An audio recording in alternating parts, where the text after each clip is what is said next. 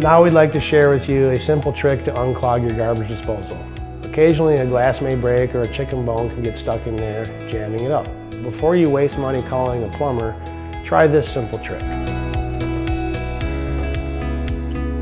This is a garbage disposal wrench. It will come with your new home. Simply insert it in the slot in the bottom of the disposal and work it back and forth to free whatever has jammed your disposal. Once you can freely spin it back and forth, your disposal will function properly again.